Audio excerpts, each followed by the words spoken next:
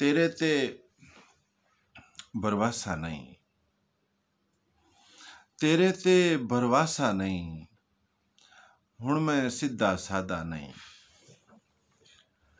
तेरे ते भरवासा नहीं, हुण मैं सीधा सादा नहीं, ते मेरे वर्गा लभना नहीं,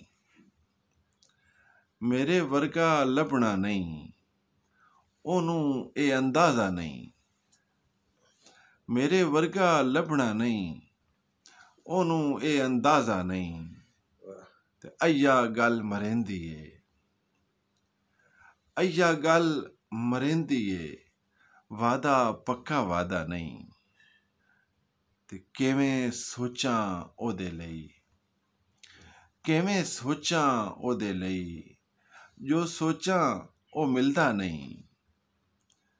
ते शेर लिखिया है कि मैथों सारे मैथों पुछदे हो, सारे मैथों पुछदे हो, ओ दस्से खां हसिया नहीं, सारे मैथों पुछदे हो, ओ दस्से खां हसिया नहीं, ते मुल्क दे शाह तू पुछना सी,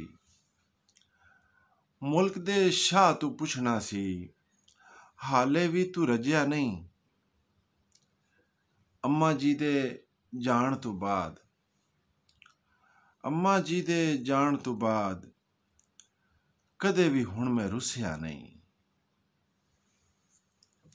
अम्मा जी दे जाण तो बाद, कदे भी हुण मैं रुसिया नहीं, यार सगीर बना ले किन्ने, यार सगीर बना ले किन्ने, एक भी बूटे वर्गा नहीं,